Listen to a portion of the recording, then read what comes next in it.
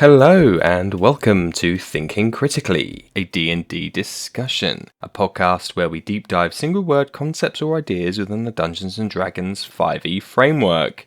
My name is Danilo, and I like all kinds of games and the crunchy mechanics that make him tick. You can find me on Twitter, Facebook and Instagram, and I'd really appreciate a like or a follow.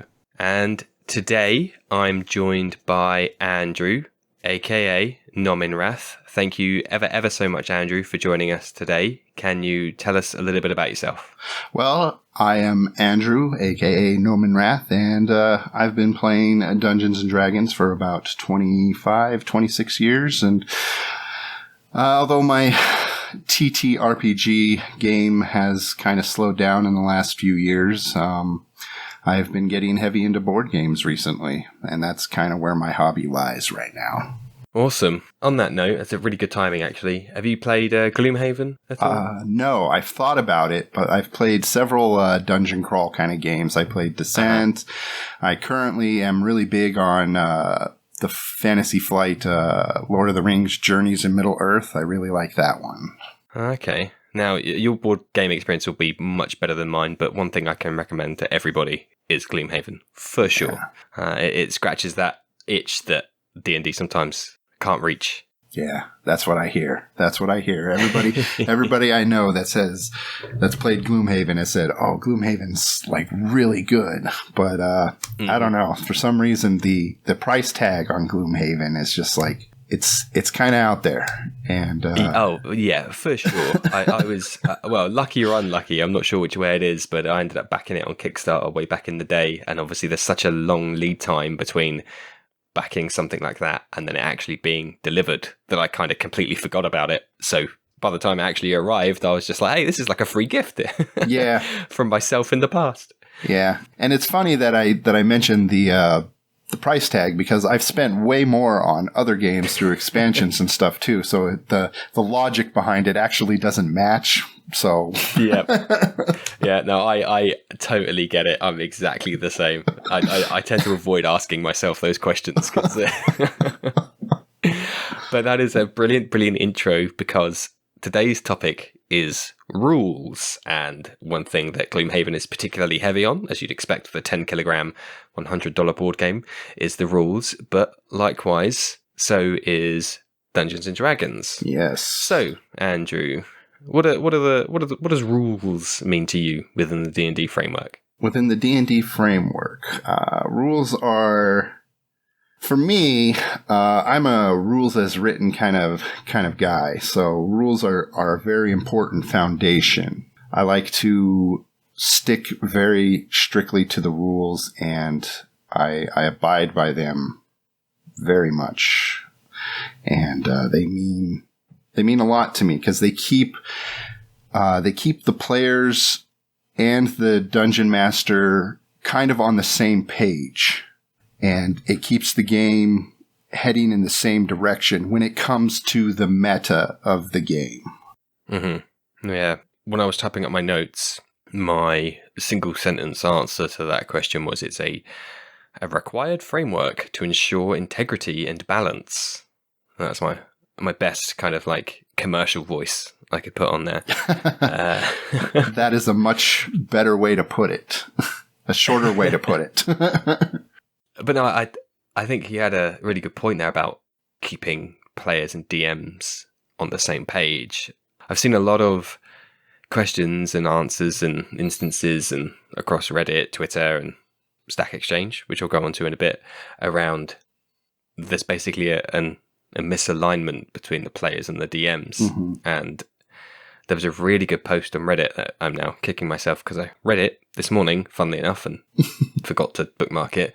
The post was a meta post on one of the D&D subreddits that was basically saying, hey, we have a lot of posts on here that are basically people trying to get validation for their own, the way they've ruled something. So it's usually a player going, I wanted to do this, but my DM said no.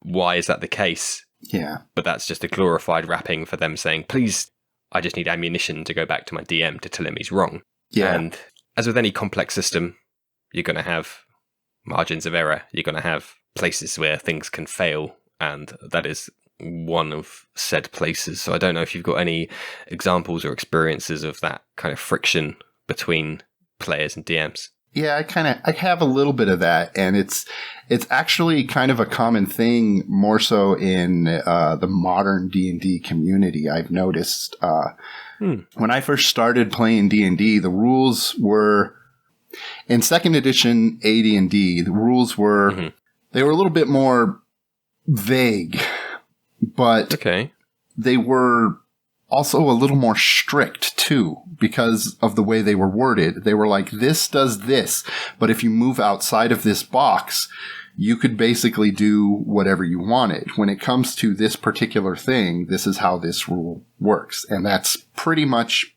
it. But in today's modern D&D, they are promoting this whole thing. I've noticed I see it everywhere on Twitter, on Reddit, and Facebook, and everywhere. This whole rule of cool thing. Just ignore the rules. Just ignore the rules. Just ignore the rules. Make up your own rule if it doesn't work for you. And it's like, okay, it's a half truth, because you have to understand the rules before you do that. You have to understand how your ruling is going to affect the rules as a whole when you make that whole custom ruling. Because if you make this custom ruling, it's going to change how the game works fundamentally for other players at the table. You know, this one player says, oh, I want to do a triple gainer and throw both my axes at this guy. That's really cool. And you make this one ruling, but that might change the game for this other player sitting to his right, you know? So it's like, well, you just invalidated this other player's abilities because you did this rule of cool for this guy right here, you know? And it's like, that kind of irks me a little bit, because it's these DMs that aren't really paying attention to the bigger picture, as it were. They're trying to have their cake and eat it. The people that are, you know, wizards who are saying, you know, rule of cool trumps everything. Again, a guy on Twitter that I follow, Optional Rule, he said that the problem with that is that he hasn't ever met a player that hasn't thought something they're doing isn't cool. Exactly. Which I really liked as an argument against that, or not against it, but to say, you know, take it with you know, push it through a filter, essentially. And I completely agree with the point you made there. Something I feel super strongly about is, and I've had to go through it with my players before, literally in the game I'm running now, is that if I let you do this thing now, then that precedent is set. Yeah. Then that means, like, if I let you have 2 attacks this turn, even though you've only got 1 attack action, okay, well, suddenly everybody has to have 2 attacks per turn. Exactly. Because otherwise it's not fair. Just because you're better at embellishing and saying you want to do a backflip as you do it, that's not fair on the person who is at the table for a slightly different reason. Exactly. Yeah, and it's just, okay, well, I'll just get a book of 101 things that are cool and just read it just so I can get 2 attacks every turn, DM. Where you promote that kind of, let me try and appease the DM rather than... That's exactly it. And it never stops either. They always push the line a little bit further too. It's always like, okay, well, this session, he let me have my 2 attacks. Well, next session, I'm going to push for that 3rd attack. And then after that 4th attack, and then so on and so forth. And it's just like, it never ends. So as a DM, the rules are there to kind of draw that line in the sand to say, this is how the game works.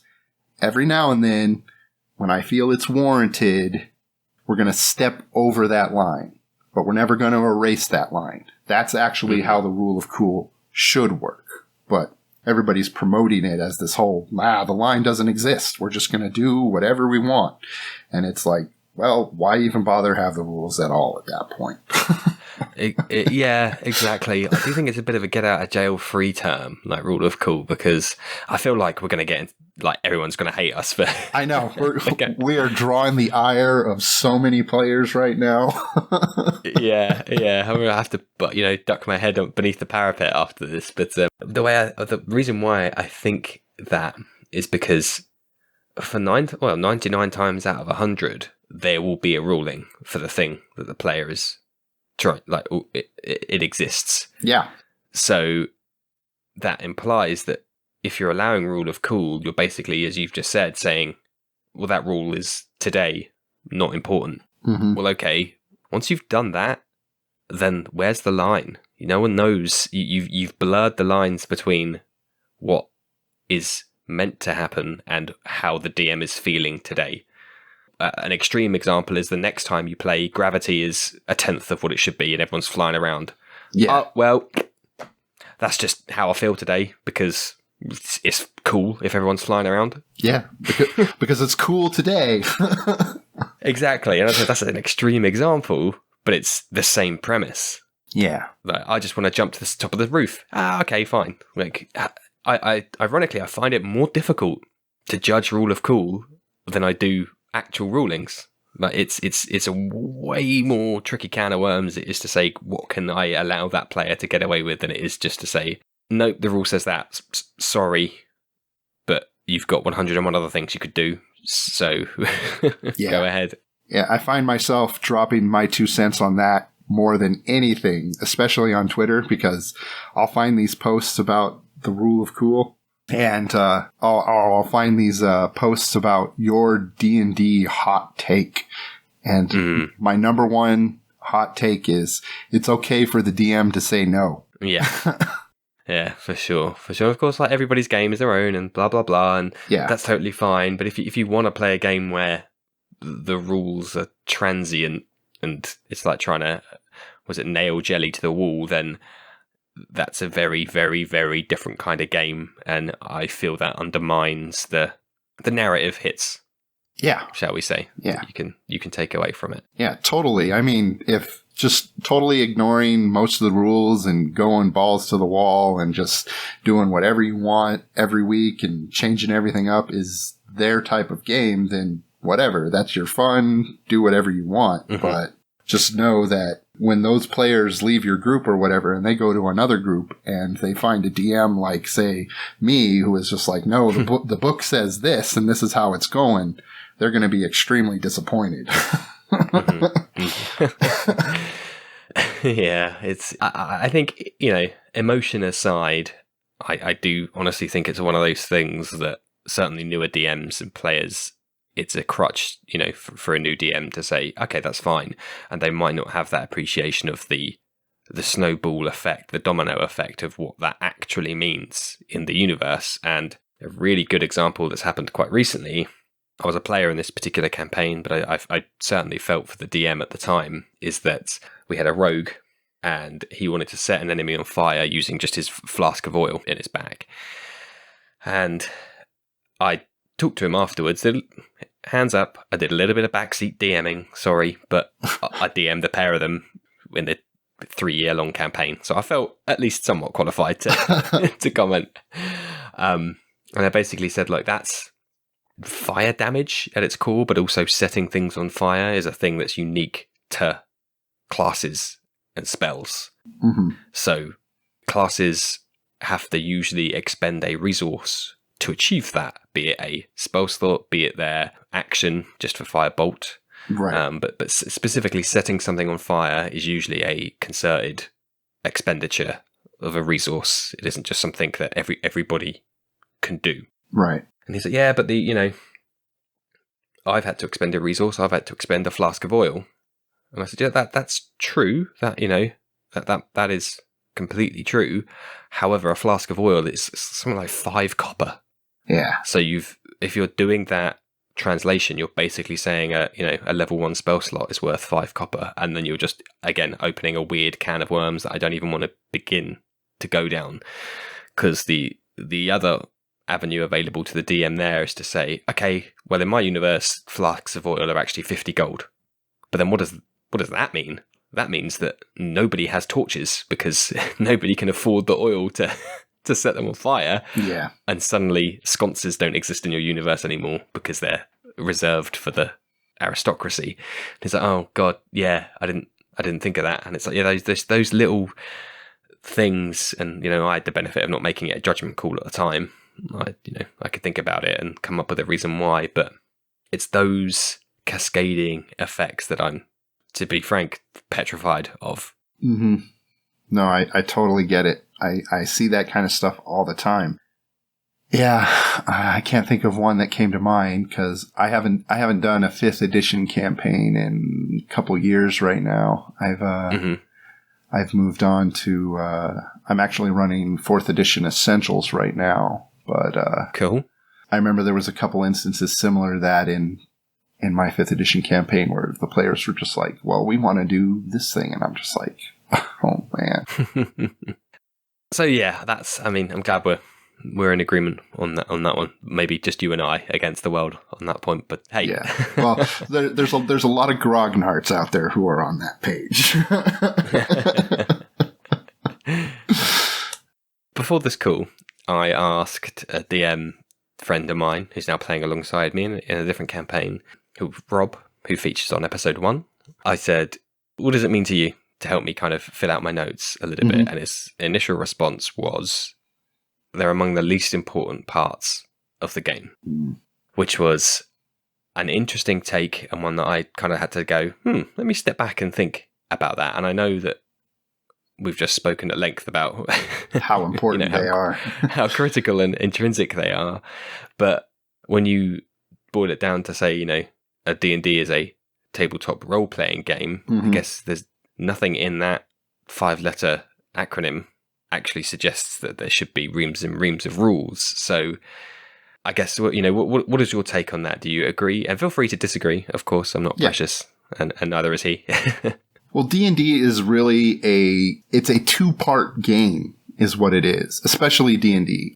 Well, most RPGs are a 2-part game, and D&D especially kind of highlights that because you have the combat side of it, which is rules important.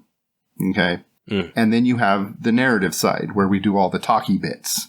And in that half of the game, the rules really aren't that important.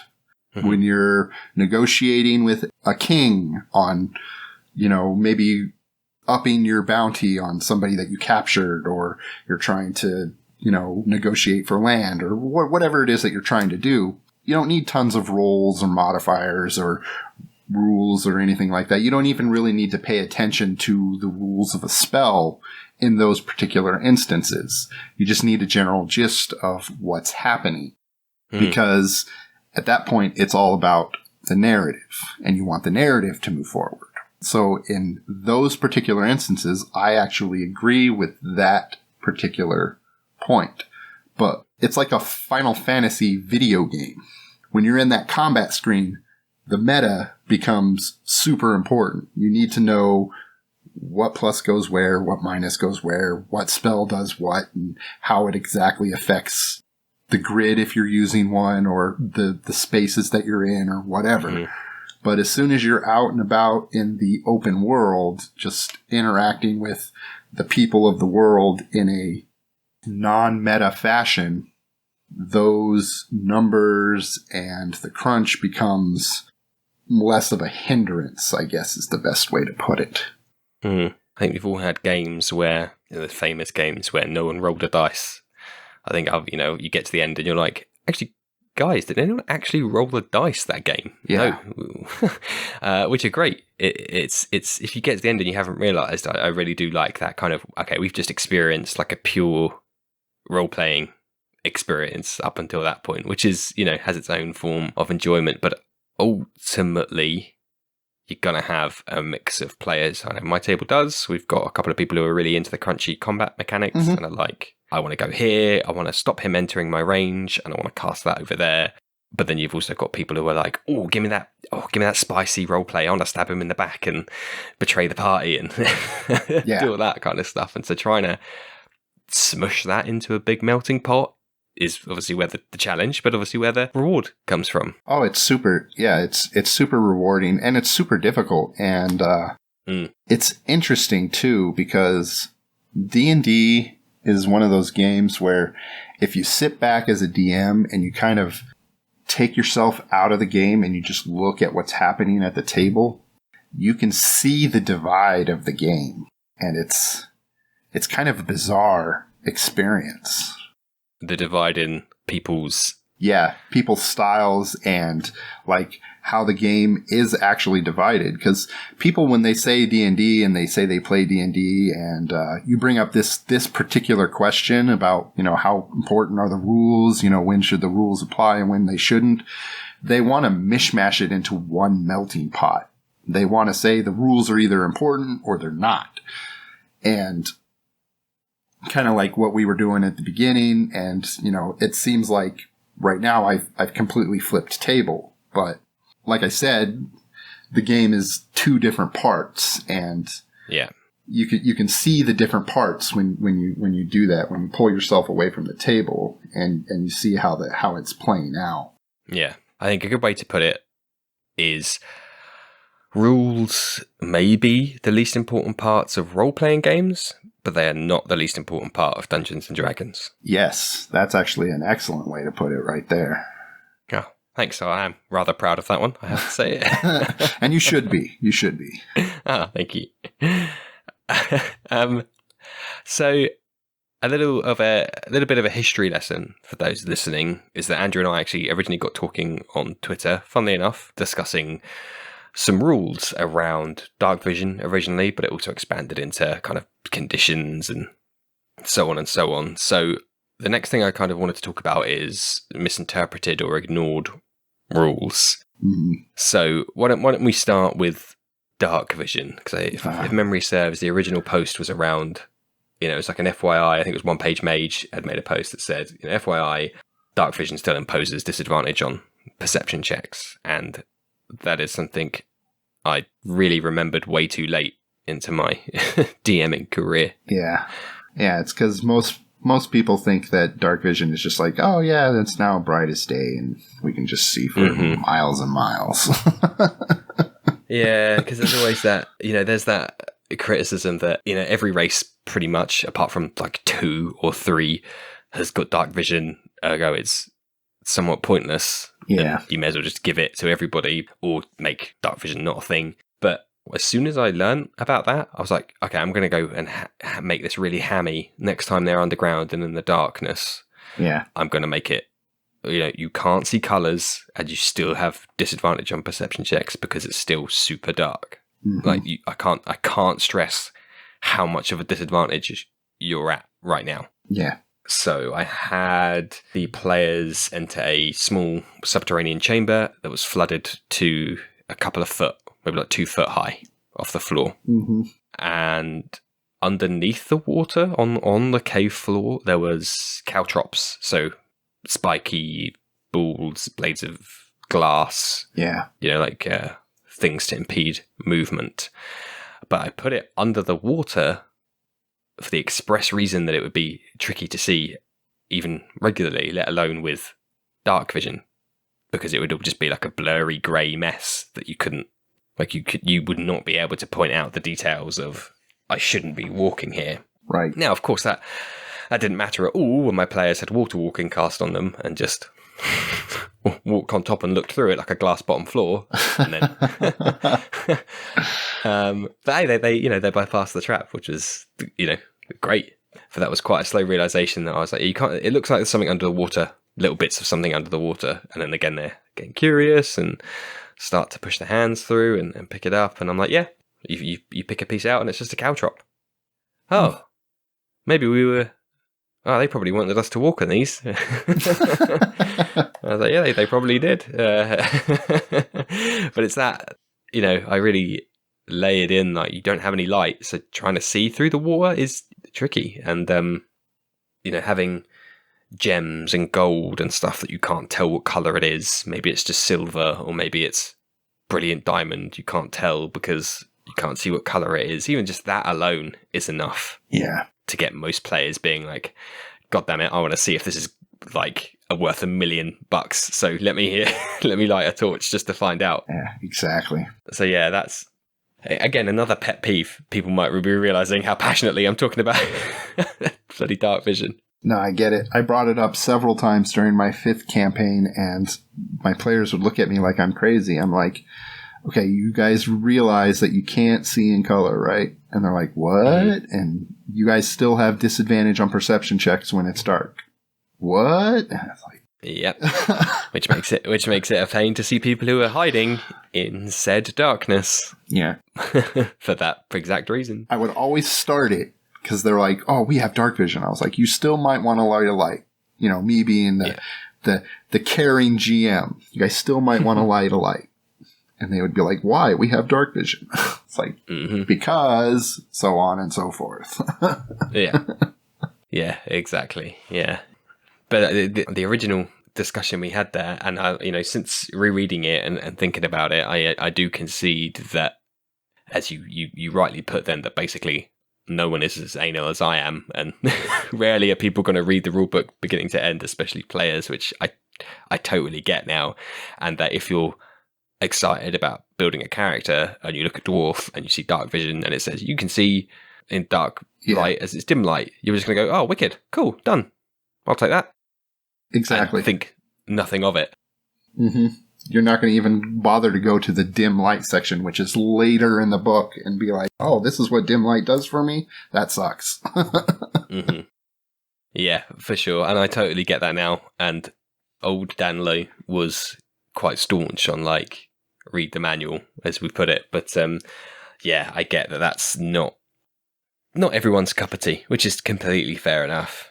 Yeah, and plus, there's another thing that compounds that, too, is we have players, they rely on DMs to teach them the game. So, when you get a DM who doesn't even know the rules, and you're sitting down at the table, and the DM doesn't even bring it up, and it's like an Ouroboros that just keeps feeding itself down to generations. Yeah, I think leveraging a bit of my board game experience, I've always been that person when it comes to board games too. So I probably approached it similarly to D&D. And obviously board games are all about the rules, otherwise you wouldn't be playing it. Yeah. So I approached D&D in the same way of, okay, let me get completely familiar with this book that's telling me how to play the game so that I can teach other people. Yeah, I constantly do that with my board games and with D&D. I'm a little bit of a rules lawyer. Confession here. Rules Lawyers Anonymous here. I'll be sitting at the game and I'll be playing D&D with somebody, and my DM will be like, "Oh yeah, we're just going to do this." And I'll be like, that's not how that works. And it's a meet in the middle piece. Yeah. There's a time and a place, and in one of the early in a different podcast episode, we talked about how you frame the archetypical rules lawyer into a positive light, to say, they're helping the DM and the players at the table to learn the game. And if you have that familiarity with the DM to say, my DMs know I DM, and they will say, "Danlo, what do we do in this situation?" Yeah. And sometimes I'm like, I don't know. Even I don't know. I say like I'm the king of the castle, but I don't know. And so yeah, it's that if everyone's on the same page, then yeah, go ahead. There's absolutely a time and place for people that know the rules, and it's to resolve those the integrity and the balance of the game, to tie it very nicely to the beginning. Yeah. I offer my 2 cents, probably a little more than I should, but that's just me. I don't know. Maybe I should get diagnosed for OCD or something, because it's just like sometimes it just really grinds my gears when I'm sitting there and I'm like, I hear a DM just like, "Oh yeah, this is how it works," and I'm like, "No, that's not how it works." I'm saying to myself, and he just keeps doing it, and I was like, "Okay, can I say something? I'll ask. I won't just be like, no, that's not how it works." Just flip the desk and walk out. I know. But I'll say, and then he'll say, "What's going on?" And I'll say, "Well, it says here that, this is how this actually works." And then he'll either say, "Oh, I didn't know that." And okay, this is how it works. Okay, that's cool. Or he'll say, "Well, I know that, but I'm doing it this way." And at that point, if he says that, then I'll shut my mouth, because I know he has a different plan. But yeah. Yeah. I was not part of a game recently, but I was talking to a friend about it, and I said, "How did it go?" And he said, "I don't know whether I should tell you this, because it's gonna make you angry." And I said, "No, go on, tell me." And he said, one of the players said, "Can I investigate this?" And the DM said, "Sure, roll perception." And I went, yeah, I wish you hadn't told me that. Yeah. Oh, man. So yeah, that's a funny one. But again, a classic. Well, not a classic, but there's a bit of nuance between perception and investigation. I personally haven't found there to be too much confusion, but I know that, I mean, I've seen enough blog posts trying to demystify perception versus investigation that it's clearly a thing that people struggle with. Yeah, it really is. The DM that I was just playing with, he has a little bit of a trouble between the nuance between several of the skills, like athletics and acrobatics, perception and investigation, and just wisdom and intelligence overall are a couple of his. He doesn't quite get the difference between them, so it's just kind of like. Yeah, it's tricky. It's tricky. It can that's be. That's what the variant rules for saying rolling intimidation strength rather than intimidation charisma, which is what I think it is normally a 4, is to kind of, again, meet in the middle a little bit of, you want to do this, and I can't quite really put a finger on what exactly you're trying to do, so let's roll a little bit of both to a certain extent. Yeah, and that's what I tell them too. I was like, just pay attention to what the player is saying. You know, is he grabbing the guy and like throttling him, or is he threatening him with his words? Because if he's throttling him, then you want strength and intimidation. But if he's like telling him he's gonna bust his head open, then it's charisma because he's using his words. So yeah, precisely. Yeah. Are there any other misinterpreted or ignored rules that you've experienced or come across? I'm sure I've come across a bunch of them, but dark vision is probably the number one. The second one that I usually come across is the nuance between attacks. Big A and little a, as I call it. Big attack and small attack. Yeah. Capitalization. Yeah, because anything with an attack roll is defined as an attack. So therefore, if something references giving bonuses to an attack, it can receive those if it has an attack roll. Otherwise, it cannot get those. Because I had a friend who was like, I'm going to launch Magic Missile, and then, Paladin's going to give me all of its attack bonuses, and the Bard's going to give me all of his attack bonus, all the attack bonus buff stuff he can give, and it's like, no. Magic Missile doesn't have an attack roll. It's not an attack. And he's all, but it causes damage. It's all about the legality of it. I'm sorry, but Magic Missile, the Magic Missile is an aggressive action, but it's not an attack by the legal definition of D&D. I sound like a lawyer, but technically, yeah. Because otherwise, Magic Missile would be super overpowered because it auto hits. So yes, yeah, I totally get it, and as I've said before, I feel that the terminology they use is one thing they do good is that it's the same. That I haven't found a single instance of them using attack with a capital A where it should be attack with a lowercase a, and the same for action, for that matter. But it's disparate throughout the book, and it's those edge cases which shouldn't really be edge. Like Magic Missile isn't an edge case spell, but there's so much confusion. Do I roll one dice for every dart or a separate dice for every dart? Is it an AoE or is it not an AoE? Is it an attack or is it not an attack? Yeah. Magic Missile was like the most popular spell in the game. So yeah, I absolutely concede that point that it's obtuse to a certain extent, or it's just some things are perhaps more complicated than they would otherwise be. But I feel like that's a symptom of 5 editions and 3 decades of embellishment. Yeah, totally. It's D&D's got a lot of baggage on it, is what it's got. Yeah, but all the misinterpretations and stuff that I usually come across, they're not huge deals, but they're like individual cases, like the thing about poison that I mentioned to you, where I had a player who got confused between the idea of a poison, the poisoned condition, and poison damage. And yes. it's like, okay, You have a poison in you, but that doesn't mean you are poisoned as per the condition. And it's causing damage to you, but it's not poison damage as per the definition of poison damage. And it's like, and it was just really hard for this player to wrap his head around all that because it was all related to the poison. And it's like, and it's at that times like that I wish the writers of D&D would have used just different terminology for that.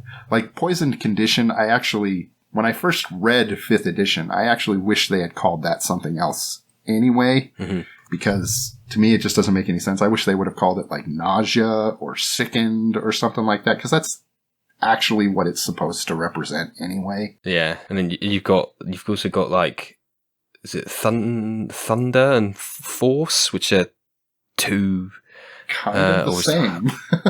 Yeah, I have to double check. So I know thunder is a type of damage, which is kind of just like magical bludgeoning damage, for lack of a better term. Let me have a quickly look now, because I wanted to make sure of something. But yeah, here we go. So yeah, you do have force damage, as I thought, yeah. So pure magical energy focused into a damaging form. Isn't that every spell ever?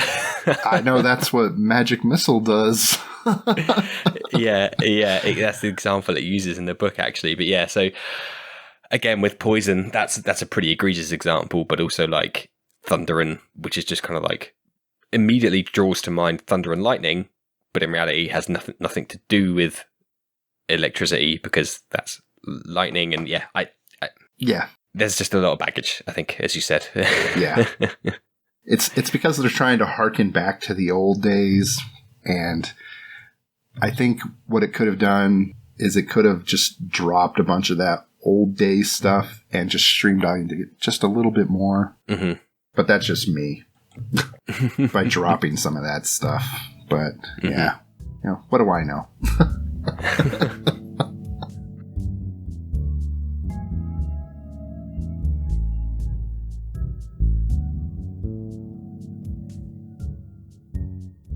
One thing that I've literally realised this week is around spellcasting on a turn. So I've always had in my head and have been completely committed to the idea that despite all the verbiage, ultimately it boils down to pretty much you can only really expend a single spell slot on a turn. Now, I did some research. Turns out that's very wrong. Which kind of blew my whole, put me in my place, which is a humbling experience, but also really was like, oh, okay, this actually opens up to a lot more possibilities than I wasn't thinking about. And suddenly what was not very attractive to me, a fighter Eldritch Knight, always felt like a bit of a bad wizard who can hit things. Yeah. Suddenly, the possibility of action surging 2 fireballs on your turn was a lot more attractive to me. Yeah, you still can't cast 2 fireballs, I don't think.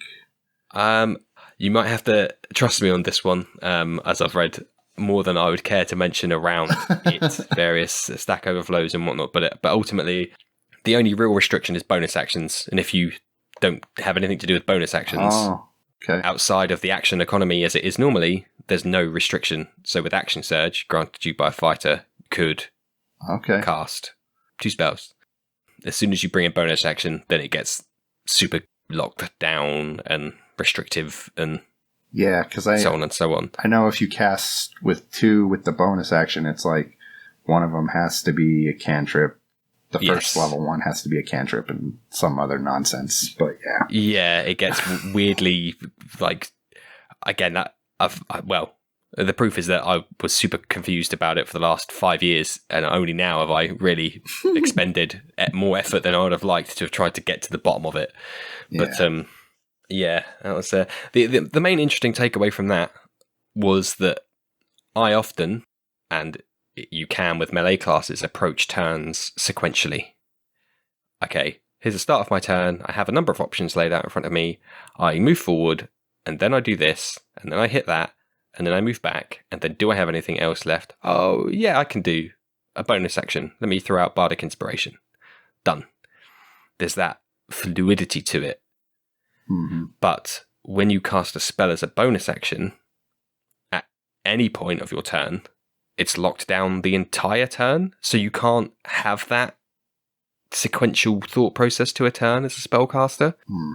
You have to know if at any point you want to do that, because that affects both before the time that thing happened and after the time that happened. And I couldn't think of another example where that has that impact to quite the same extent.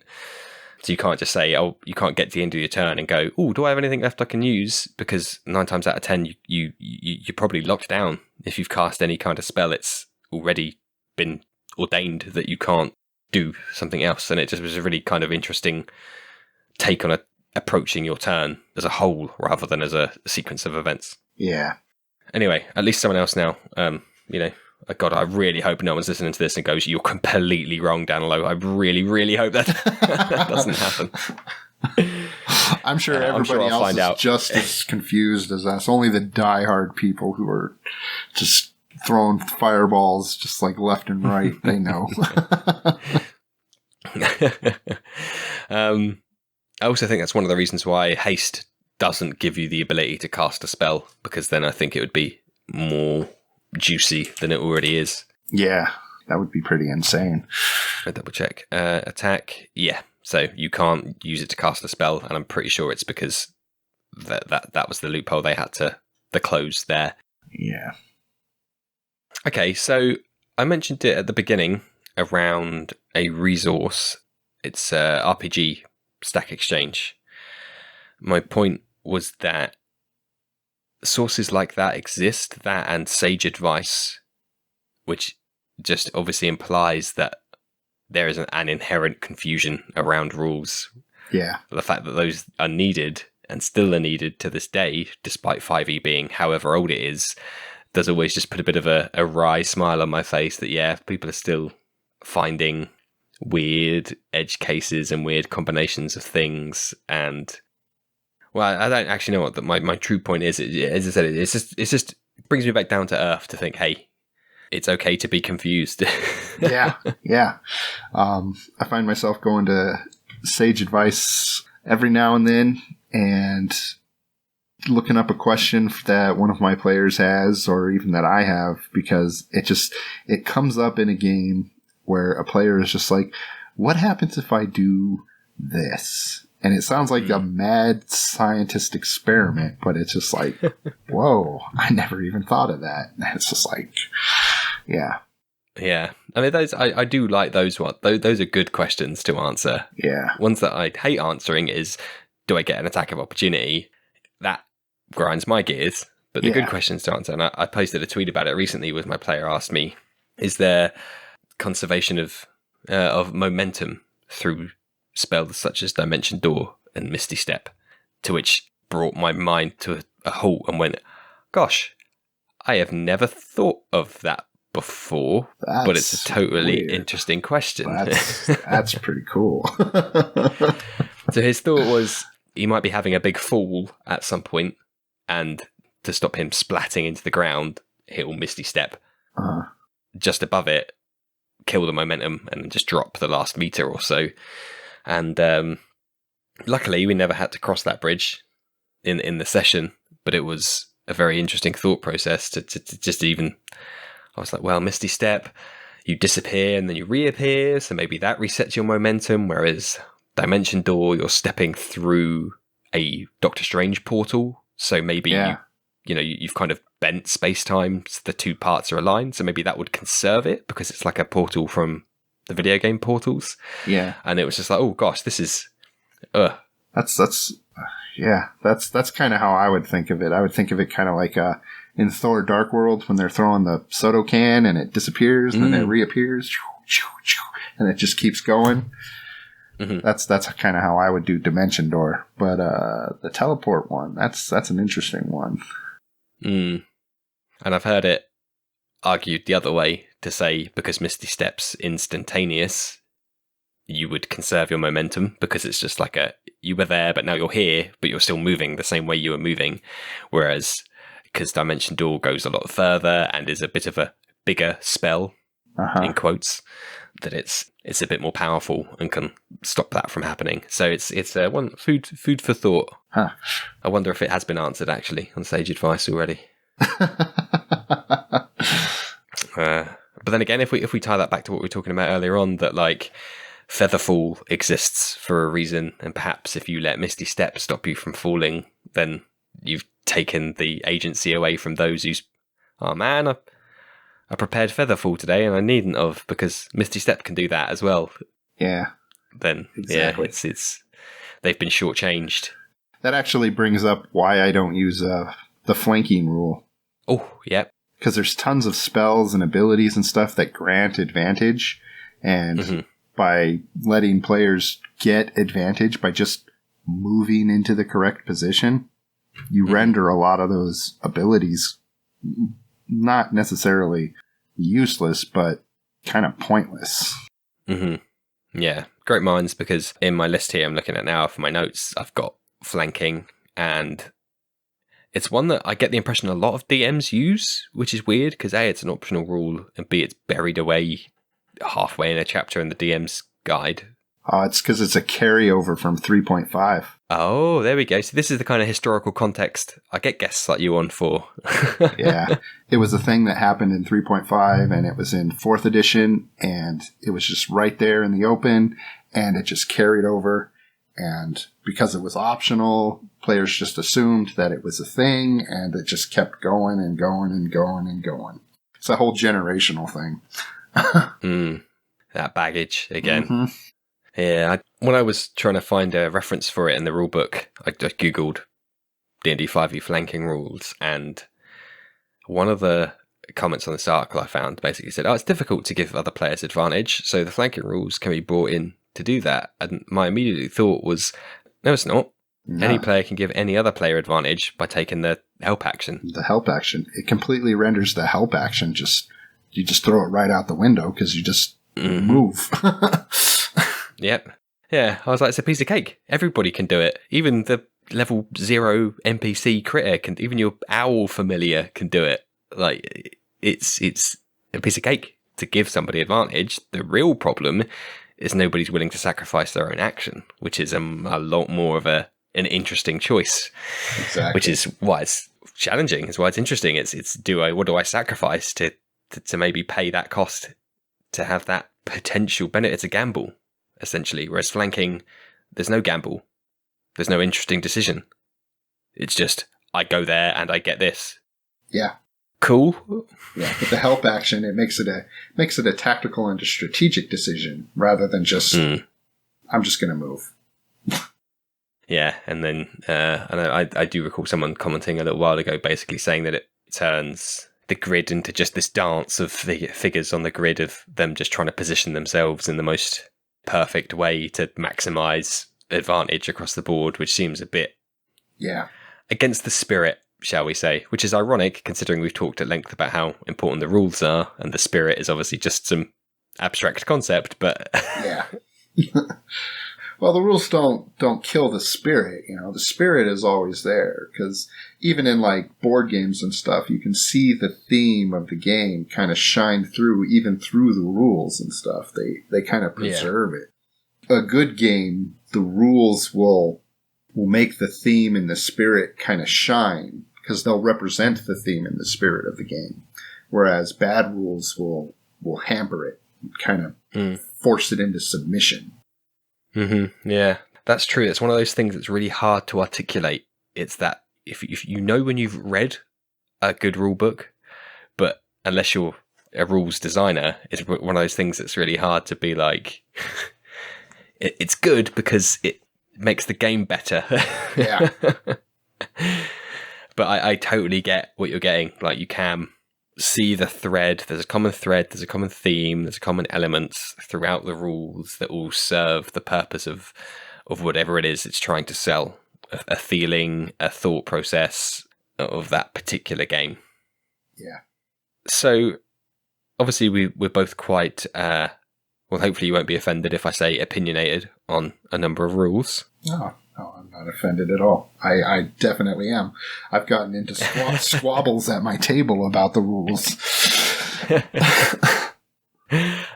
So I wanted to get your opinion on any house rules you might have, which might sound abhorrent, but yeah, or maybe an alternative question is any rules that you've maybe modified, although I know the answer is probably no, or any that you've thrown away completely, but like, you know, obviously drawn that line in the sand. So what are your take on house rules, essentially?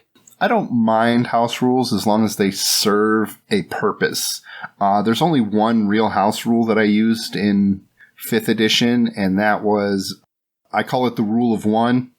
Any successful attack does at least 1 damage, unless that damage is nullified by like invulnerability or other effects that specifically reduce damage.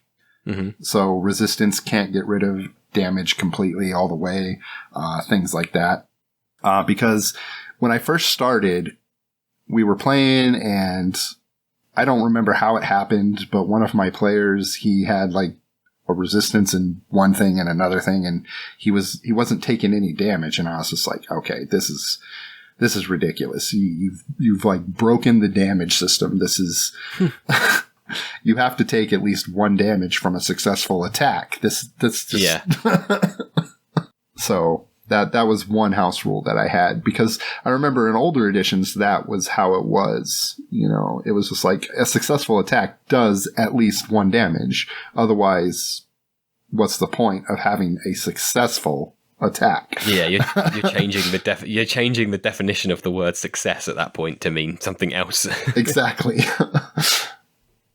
And let's see, if I could change something else, that would be I'm not particularly fond of the short long rest mechanic in 5th edition right now. Mm-hmm. I get what they were going for, but for me, it doesn't compare the power scale between the classes very well.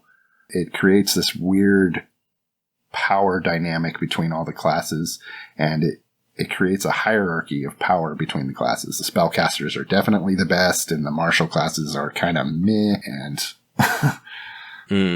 yeah, you get a lot of elephant in the room talks of, you know, some people being like, I'm tapped out, I need to rest now, and others being like, no, I'm good to go, I can keep going. Yeah, just lead to those sometimes awkward conversations around who's, you know, let's not rest here. I mean, I kind of like the roleplay conversation side of it, you know, somebody having blown all their spells too soon, having to be like, oh, can we rest? And the rest of the party being like, no, come on, get your ass in gear.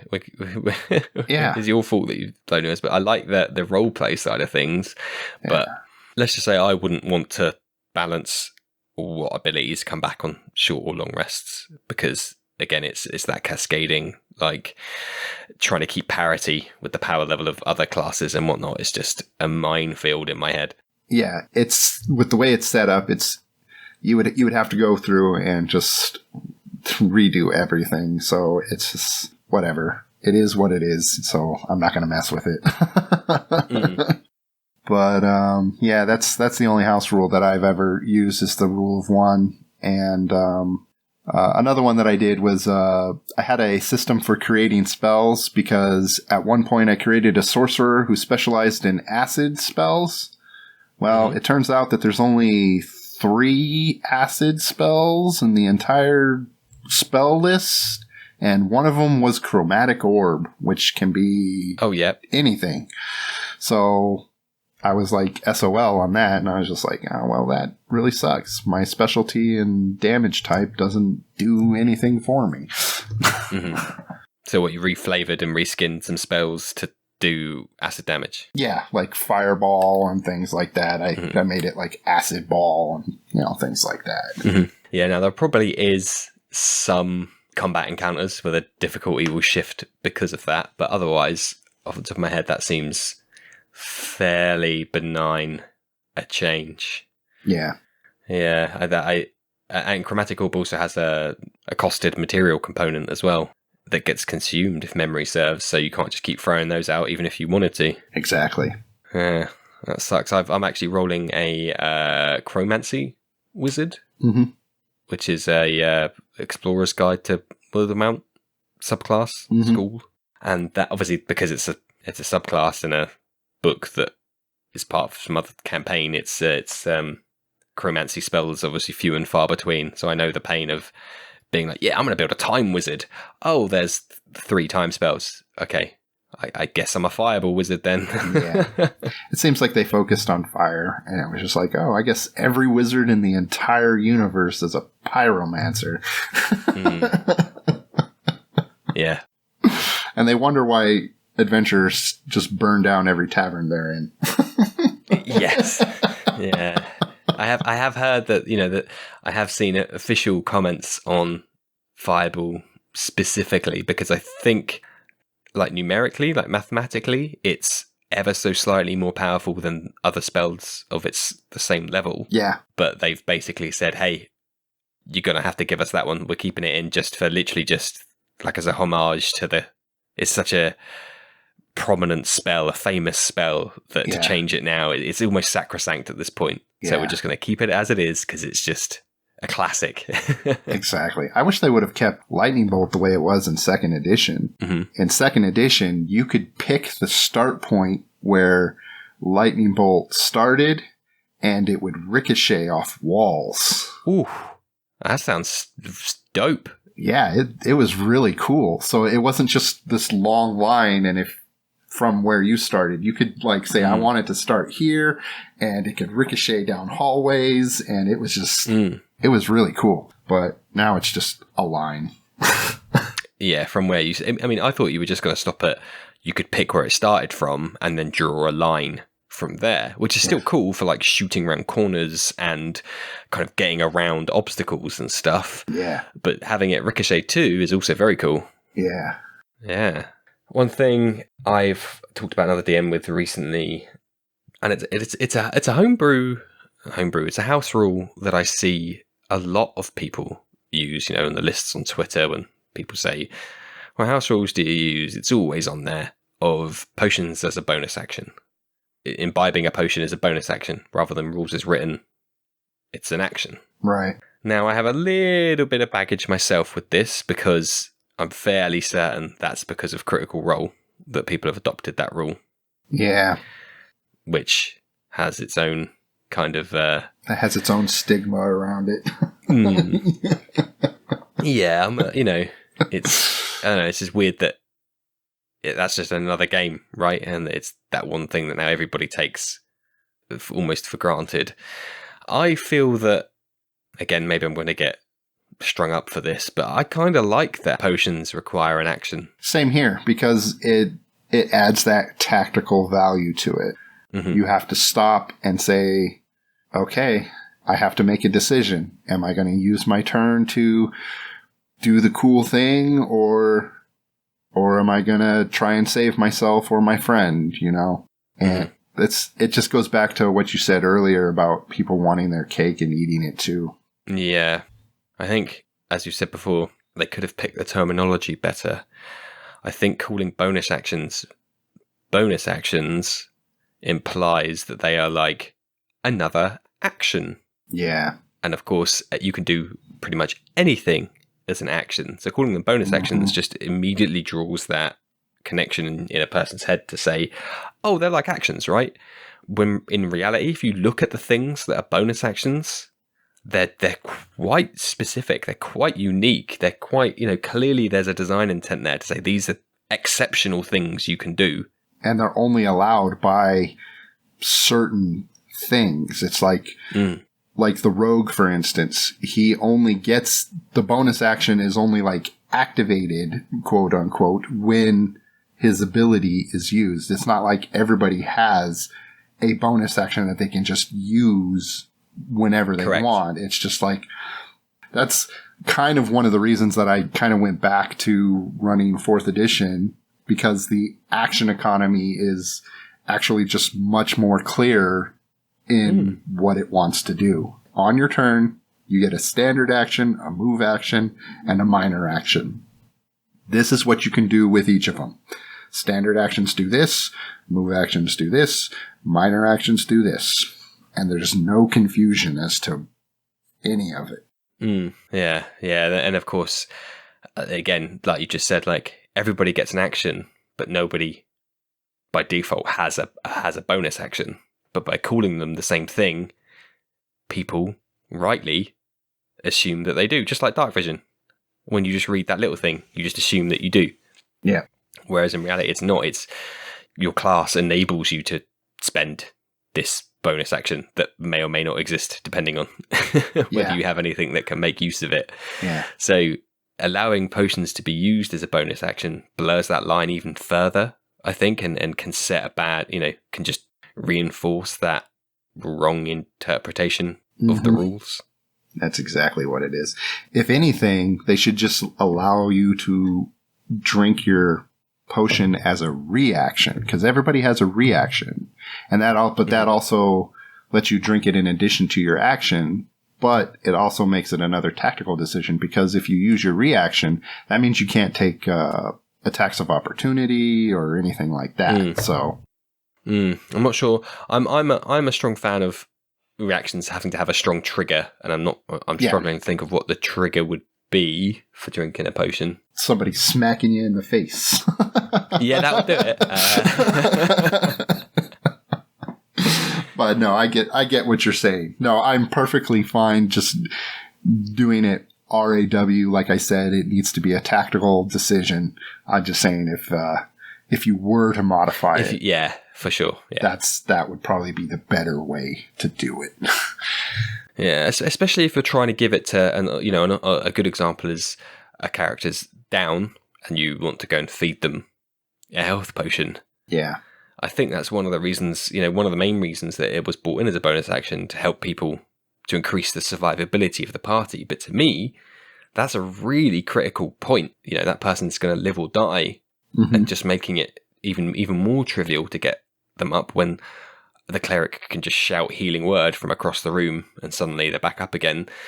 Like, just make that a conscious effort, not only because rules as written and rules as intended, it seems that that's what they are suggesting, but also trying to get an unconscious person to drink a magic potion in the middle of a fight doesn't sound particularly exceptional. That sounds very difficult and very arduous, and just as arduous as trying to get past someone's defenses and bonk them on the head with a sword. Yeah. In fact, I would argue that it would take longer than 6 seconds. So, skill challenge, here we come.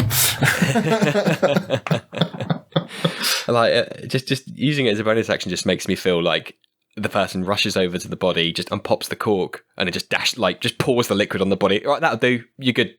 Come on. Or just throws it at him. Smash. And they suck it in like osmosis style or something. Like a sponge on the floor. Just. I do really like the idea of just someone like yeeting a health potion just across the room, just smash it. Right, you're back. You're healed anyway. Your face is covered in broken glass, but. Cool. Well, on that note, is there anything else you wanted to discuss about rules? No, I think we touched on it. I think we made our points that we're very much in favor of the rules when the rules apply, because like we said, the game is kind of divided into 2 sections: the area where the rules need to be, and then the narrative role playing game where it's not really that important, where we're just kind of doing our thing. And some rules might pop up every now and then, but for the most part, you can kind of wing it and freeform it. And everybody out there is probably going to hate us, but whatever. I mean, it was only a matter of time. And hey, if this is over 20 episodes in, and only people now are going to start to hate me, I'm happy. yeah, exactly. Okay, cool. Well. That was a lot of fun. Thank you very, very much for your time today. Yeah, no problem. Is there anything you want to plug? No, I'm a nobody. So I'm just glad that you had me on here, and I thank you for having me on here. I'm honored to be here. It was my pleasure, and nobody's a nobody, so it was awesome, and yeah, lots of interesting things. And hey, we're going down on the ship together, I think. So we've got that Fortuna. So yep. So thank you again for joining us. Thank you everybody who's probably frothing at the mouth at home, who's listened to us talk about rules today. Any comments, I say in confidence, please find me on Twitter at danlo_DND. Otherwise, thank you all for listening, and good night. Good night.